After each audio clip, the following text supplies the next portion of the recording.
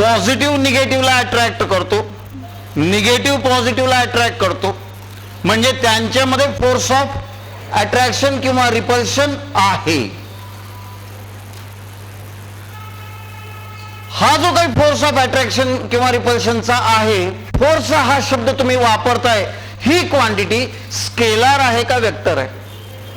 Vector आहे. जर vector असेल तर ही क्वांटिटी समजून सांगत असताना तुम्हाला काय करावं लागेल? Magnitude as well as direction दोघांबद्दलही बोलावं लागेल. Yes or no? म्हणजे याचा अर्थ दोन चार्जेस मध्ये असणारा फोर्स जर सांगायचा असेल तर त्या ठिकाणी त्या फोर्सची मॅग्निट्यूड आणि डायरेक्शन दोन्ही सांगावं लागेल, फोर्स सांगायचं म्हटल्यानंतर. मग कुलम्स लॉ मध्ये तुम्ही काय सांगता? The like charges repels each other, unlike charges attracts each other. The force of attraction between the charges, force of attraction between the charges is directly proportional to the product of magnitudes of two charges and inversely proportional to the square of the distance between two charges, and it is directed along the line joining two charges. म्हणजे याचा अर्थ दोन charges जिथं आहेत त्यांना जोडणाऱ्या रेषेवर त्याचा फोर्सची दिशा असते. अट्रॅक्शनचा असेल तर असा असेल, रिपल्शनचा असेल तर असा असेल. Yes or no?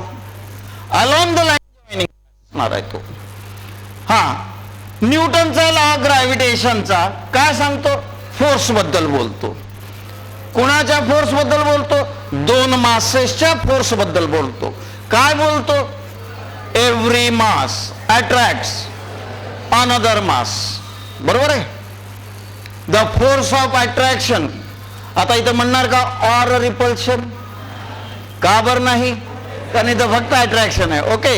The force of attraction between the two masses is directly proportional to the product of magnitudes of the two masses and inversely proportional to the square of the distance between two masses, and it is directed along the line joining two masses. म्हणजे एक मास इथं आहे, एक मास इथं आहे. हा याच्यावर असा टाकतो, हा याच्यावर असा टाकतो. म्हणजे हे फोर्सेस नेहमीच टुवर्ड्स असतात, अवे जाणारे कधीच नसतात. यांचे फोर्सेस टुवर्ड्स किंवा अवे जाणारे असतात. हा त्यांचा नियम आहे. आता आलं लक्षात?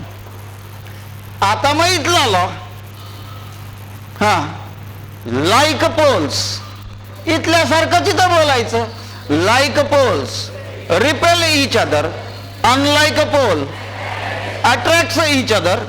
The force of attraction or repulsion between the two poles is directly proportional to the product of magnitude of two pole strength and inversely proportional to the square of the distance between the two poles, and it is directed along the line joining two poles. इथं attraction देखील आहे, repulsion देखील आहे. इथं फक्त आणि फक्त attraction आहे. इथं अट्रॅक्शन आहे, रिपल्शन देखील आहे. आता कळालं? या तिन्ही लॉ मध्ये काही फरक दिसला का? कारण तिन्ही लॉला एक कॉमन लॉ म्हणतात. It is known as inverse square law. कारण तिन्ही लॉ मधला एक कॉमन फॅक्टर आहे. They are inversely proportional to the square of the distance between two charges, two poles, two masses. शब्द बदलायचे आहेत, बाकी काही बदलायचं नाहीये. म्हणजे याचा अर्थ कुलम्स लॉ, कुलम्स लॉचा मॅग्नेटिझमचं रूप आणि तिकडं न्यूटन्स लॉ, हे सगळे लॉ एकच आहेत. कुठल्याही लॉ मध्ये काहीही फरक नाही. शब्द रचना फक्त बदलायची.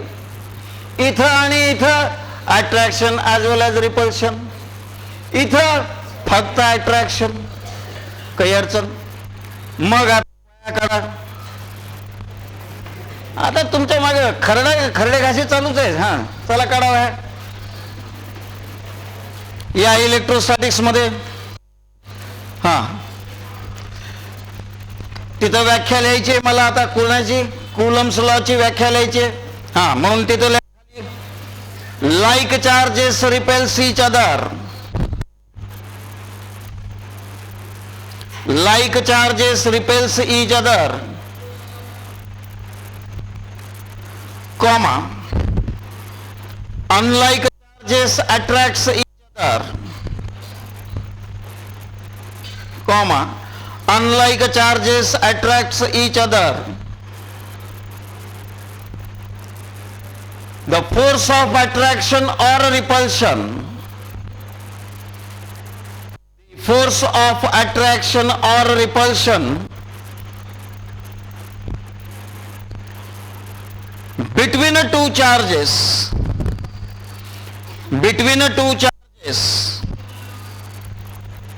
is directly proportional to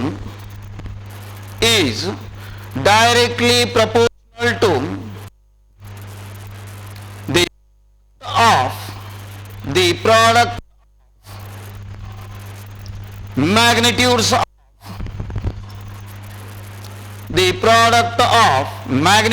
of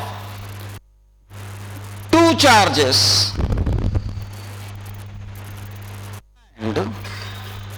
and inversely proportional to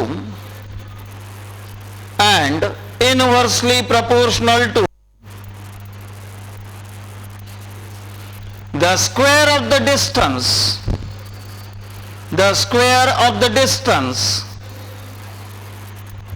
between the two charges,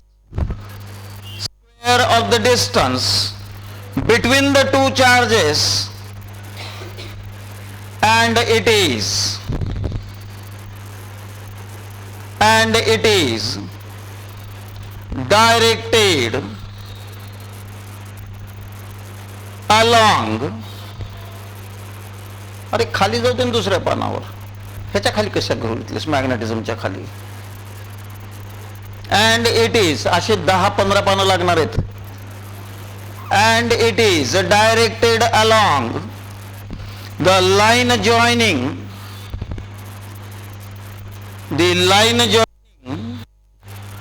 two charges. Okay, हा झाला इलेक्ट्रोस्टॅटिक्स मधला फोर्सचा नियम. मॅग्नेटिझम मधला फोर्सचा नियम आता तुम्ही लिहायचंय.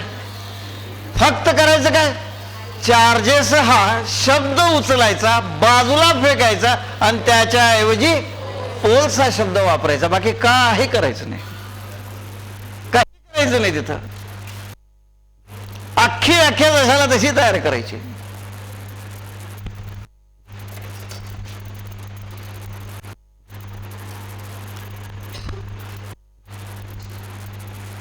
माझा जेवढा वेळ इलेक्ट्रोस्टॅटिक्स मधला फोर्स शिकवायला लागला असता तेवढाच माझा मॅग्नेटिझमला लागला असता. आता माझा मॅग्नेटिझमचा वेळ वाचला आणि समजण्याचा तुमचा वेळ वाचला.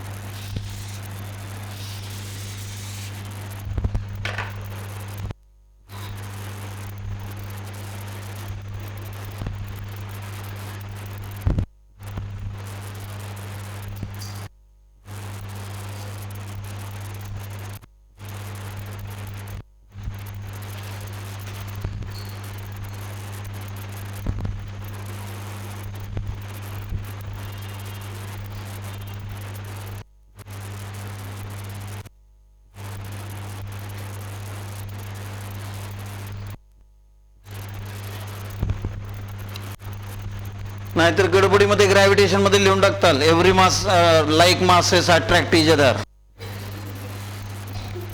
ग्रॅव्हिटेशन मध्ये फक्त मायनर फरक आहे. There is no repulsion force. Types of of masses is only one.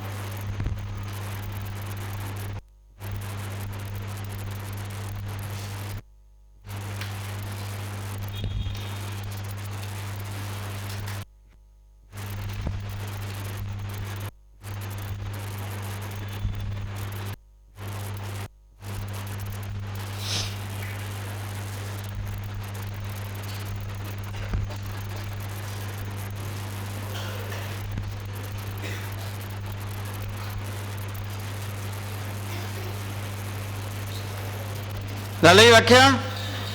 हा, चला आता तिसऱ्या व्याख्याला यायचं. हा, every mass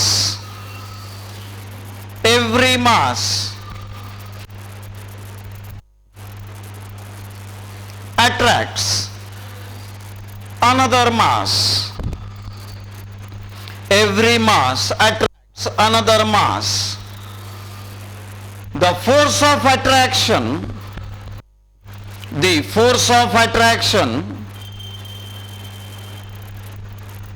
between the two masses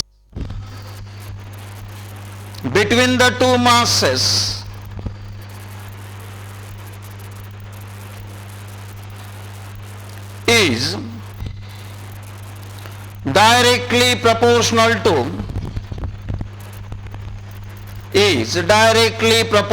to the product of magnitudes of two masses.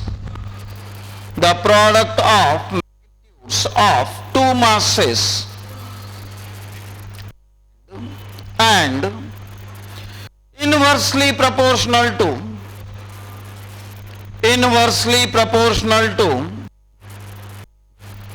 the square of the distance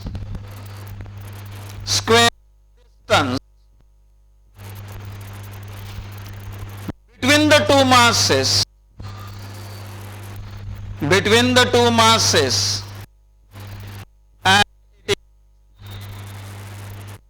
and it is directed along the line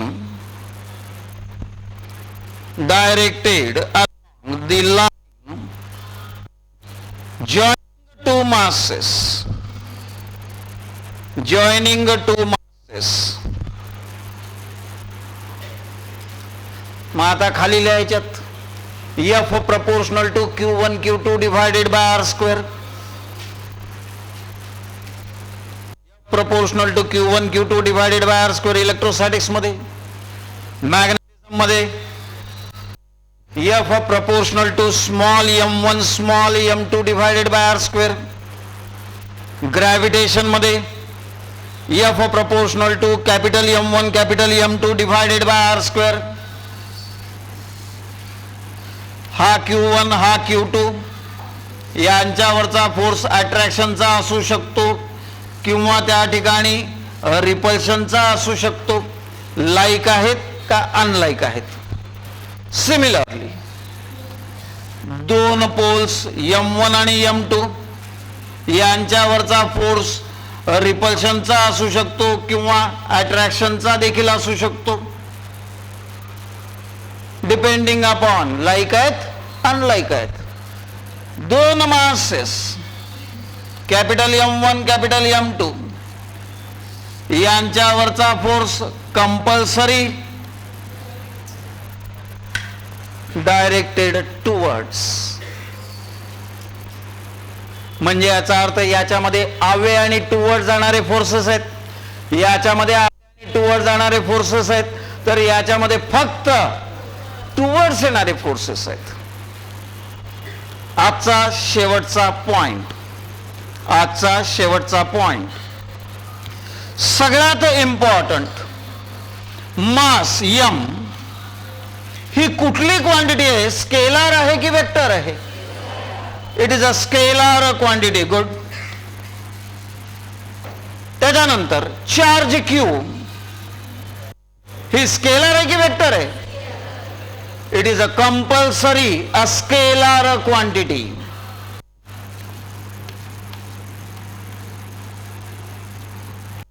आणि pole strength small m ही देखील compulsory automatically कोण असेल.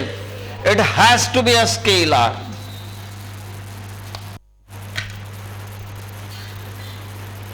बाळांनो, I is equal to Q divided by T. Q scalar आहे, time scalar आहे.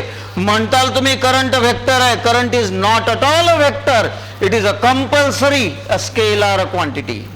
Current देखील compulsory scalar quantity. तुम्ही म्हणाल की सर करंट इकडून तिकडे जातो, दिशा असते की? नो, त्याची दिशा त्याच्यावर नसते. त्याचे कन्सेप्ट काय आहेत वगैरे वगैरे. ज्यावेळेस आपण करंट इलेक्ट्रिसिटीमध्ये उतरूत आणि ऍक्च्युअल तिथे वेक्टर कुठले जन्म घेतात ते बघूत, त्यावेळेस मग याच्याबद्दल बोलूत आपण. तर या ठिकाणी या तिन्ही टॉपिकचं इंट्रोडक्शन संपलं.